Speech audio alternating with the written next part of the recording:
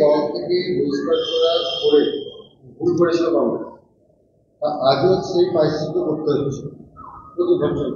বলতে পারে সে একটা সিনিয়র লিডার, কারণ তাদের আমলেই দল থেকে বহিষ্কৃত হয়েছিল। তখন তো আমরা এত বড় জায়গায় ছিলাম না কংগ্রেস দলের, তো তারাই ভালো বলতে পারবে।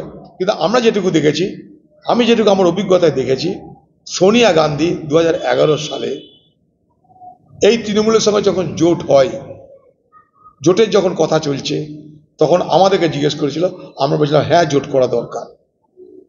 2011 সালে নির্বাচনে দু একটা নির্বাচনী ক্ষেত্রে আমাদের বন্ধুত্বপূর্ণ লড়াই হয়েছিল, কিন্তু সারা বাংলা জুড়ে সেদিন দিল্লির নির্দেশে, সোনিয়া গান্ধীর ব্যক্তিগত নির্দেশে মমতা ব্যানার্জির দলের সঙ্গে কংগ্রেসের সমঝোতা হয়েছিল। তার জন্য কংগ্রেস দলের পক্ষ থেকে মমতা ব্যানার্জির প্রচারের জন্য অর্থ বরাদ্দ হয়েছিল, হেলিকপ্টার বরাদ্দ হয়েছিল। সেই মমতা ব্যানার্জি 11 সালে ক্ষমতা আসার পর কংগ্রেসের নিধন যজ্ঞে অবতীর্ণ হলেন।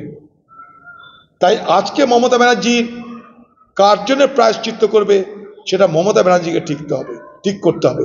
এই রাজীব গান্ধী না থাকলে মমতা ব্যানার্জির নেত্রী হতো না, সোনিয়া গান্ধী না থাকলে মমতা ব্যানার্জি মুখ্যমন্ত্রী হতো না। সেই কংগ্রেস দলকে খতম করার অভিযানে যিনি নেতৃত্ব দিয়েছেন এ বাংলায়, তিনি মমতা ব্যানার্জি। তাই আজকে কারোর আফসোস হতে পারে, সামনে রাজ্যসভা ভোট আছে, আজকে আফসোস হতে পারে, কিন্তু আগামী দিনে ইতিহাস প্রমাণ করবে এই বাংলার মুখ্যমন্ত্রী মমতা ব্যানার্জি শুধু কংগ্রেসকে নয়, এ বাংলার যা সংস্কৃতি, শিক্ষা, সভ্যতা সমস্ত কিছুকে ধ্বংস করে এই বাংলাকে বর্বরদের রাজ্যে রূপান্তরিত করেছিলেন।